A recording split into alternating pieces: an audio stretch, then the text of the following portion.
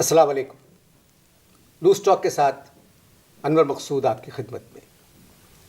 Loose talk में आज मेरे मेहमान हैं एक क्लासिकल सिंगर, ज़माने से और हालात से बहुत तंग हैं। आपने 2 बेटे पाले थे जब आप खुशहाल थे।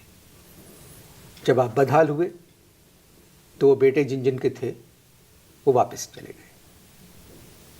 परेशान हैं, मुझसे मिलना चाह रहे थे, तो आइए इनसे बातचीत करते हैं। अस्सलाम वालेकुम। मरते रहो। मरते रहो? अगर मैं जीता होता तो मैं कहता कि जीते रहो। परेशान है? सबसे पहले परेशान। सबसे पहले पाकिस्तान। अच्छा, क्या मुल्कों की दौड़ हो रही है?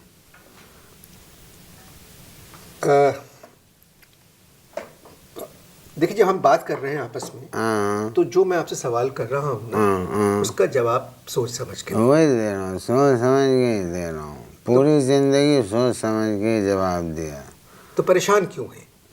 परेशान क्यों है? परेशान क्यों है? परेशान क्यों है? उसकी वजह यह है कि मेरी जो फिगर है ना वो मर्दों वाली है। कौन सी वाली है? आपकी फिगर मर्दों वाली है। अगर मेरी फिगर औरतों वाली होती तो मैं भी एक हफ्ते में 4-4, 5-5 महफिलें जो हैं वो छुड़ा लेता। महफिलें छुड़ा लेता नहीं, महफिलें पकड़ लेता। ज़्यादा वो इसकी ज़रूरत नहीं है, छुड़ा लेता। क्योंकि फिगर अगर औरतों वाली अगर है तो महफिल में छुड़ाना ही पड़ता है।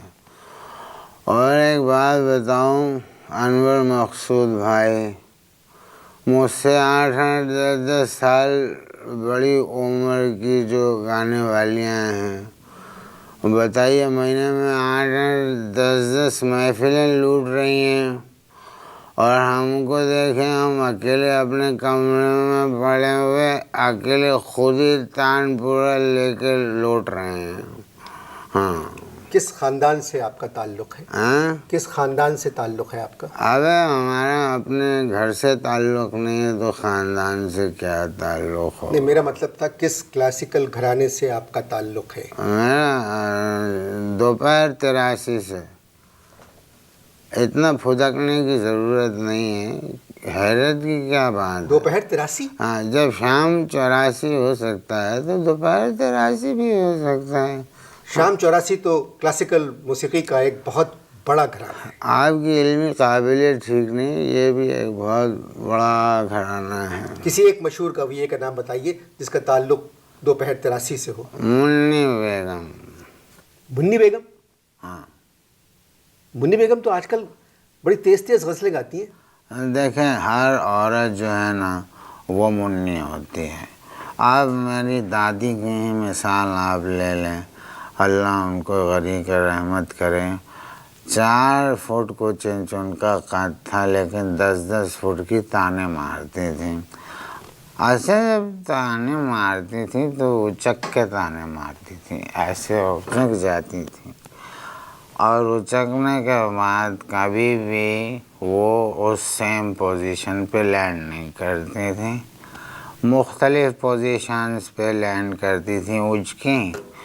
कभी हारमोनियम पे जाके लैंड कर गई, कभी सारंगी वाले के बाएं पे, कभी तबले वाले के दाएं पे लैंड कर जाती थी। और जब वो लैंड कर जाती थी तो ऑब्वियसली लैंड करने के बाद क्या होता है, लगती है चोट।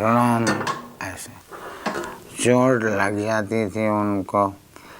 तो अब अनवर मकसूद साहब, चोट में तो ज़ाहिर दर्द होता है कि नहीं होता है? होता है ना, दर्द होता है ना चोट में। बड़ी दर्द भरी आवाज़ थी, क्योंकि वो जब चोट लगती थी तो वो चोट ट्रैवल करके कभी कभी गले तक आ जाती थी। बहुत दर्द भरी आवाज़ थी उनकी। आखिरी महफिल में मुझे याद पड़ता है कि उन्होंने दरबारी जो है रोते हुए सुनाया था क्या कहिए मफ़हूम जुनून से आए कितने भी ओए लोग दीवाने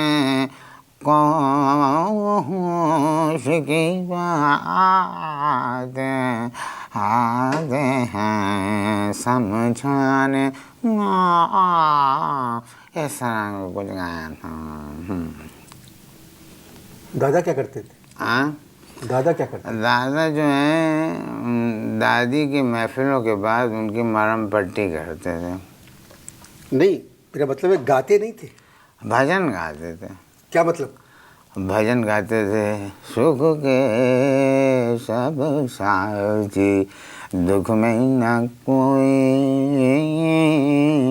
हे मोरे राम हे राम तेरा नाम है साचा दूजा न कोई, ये गाते थे। मतलब भजन क्यों गाते थे? वो असल में हिंदू थे। दादी के इश्क में जो है ना वो समझा करो मुसलमान हुए। हाँ बिल्कुल। मगर एक 4 फुट की औरत से इश्क कैसे हो सकता है? कौन तो खुद कौन से 11 फुटे थे वो हमारे दादा, 3 फुट कुछ इंच उनका कद था। जब वो दादी का खाली कुर्ता पहन के जब निकलते थे तो गली मोहल्ले के जो लोग थे वो कहते थे लो भाई अरब बद्दू आ गए, ये था। एक सेकेंड, बातचीत जारी है, मिलते हैं दादा की एक तान के बाद। वालिद का कद कितना था? वालिद का कद था 6 फुट कुछ 42 इंच के करीब।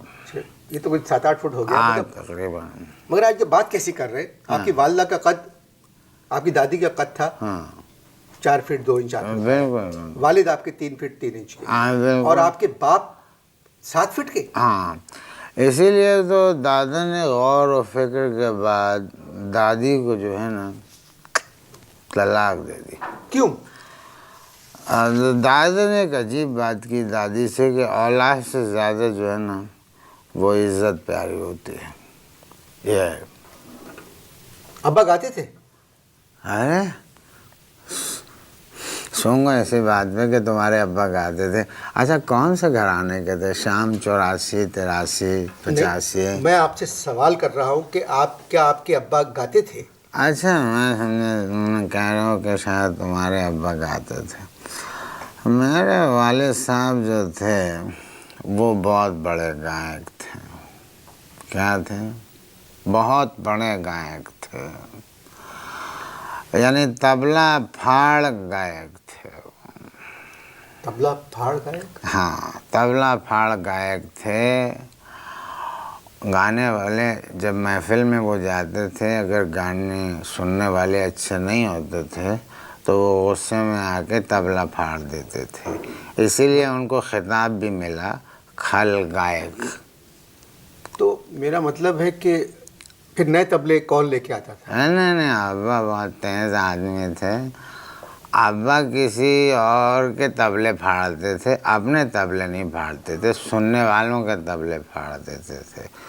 और गाने के दौरान अमूमन देखा गया कि वो क्या करते थे कि उठ के लोगों को, सुनने वालों को मुक्के भी मारते थे वो, और गुस्से में गाए चले जाते थे, रुकते ही नहीं थे। मतलब राग गा रहे हैं और लोगों की पिटाई कर रहे हैं। हाँ बिल्कुल बिल्कुल। तो लोग उनको बुलाते क्यों थे? डर के मारे बुलाते थे, क्योंकि जो नहीं बुलाते थे तो अब्बा अल्लाह माफ़ करे उनके घर जाके उनके तबले फाड़ देते थे, इसलिए बुलाते थे। तो आपकी वालदा उनको नहीं समझाती थी? हाँ वालिदा ने एक दफ़ा समझाने की कोशिश की तो अब्बा ने ऐसा आड़ा चौताला लगाया कि अम्मा की चीख निकल गई। वो कहने लगी वो इमाम है तो अब बीच में नहीं बोलूँगी। फिर वो पूरी लाइफ उन्होंने अब्बा के साथ कोई बात इस तरह को नहीं किया। आपने अब्बा से सीखा? अब्बा से मैंने 200 गालियाँ और 3 ठुमरियाँ सीखी। अब्बा जब विलंपत गाते थे और मालकों से जब छेड़ते थे तो 200 गालियाँ देते थे उसमें। राग में 200 गालियाँ? 200 गालियाँ। तान में कोई 250-300 के करीब गालियाँ। दुरुद में सुनने वाले तो कानों में जो है ना वो उंगलियां ठूंस लेते थे, और जब वो लंबी तान लगाते थे तो तान अभी शुरू ही नहीं हो पाती थी कि ख़वातीन जो थी वो उठ के चली जाती थी। मैं पूछ रहा हूँ कि आपने गाना किससे सीखा? हाँ, आपने गाना किससे सीखा? नूरजहाँ से। किससे?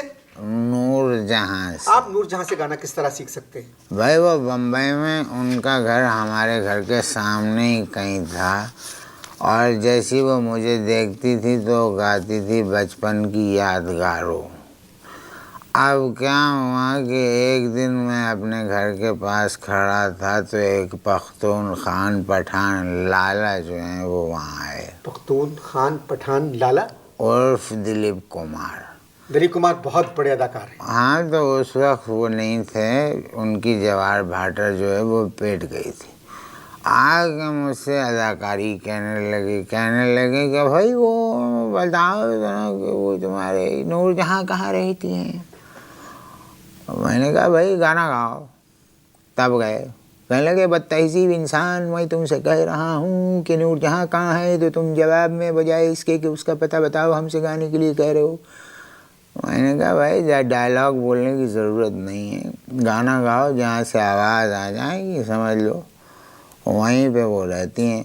बहुत खौलन खाने लगे दिलीप साहब। मैंने उनसे कहा कि देखिए जवार भाटा आपकी पेट गई है, और जुगनू भी अगर पेट गई तो आपको बिस्तर लपेट के पेखावर जाना पड़ेगा।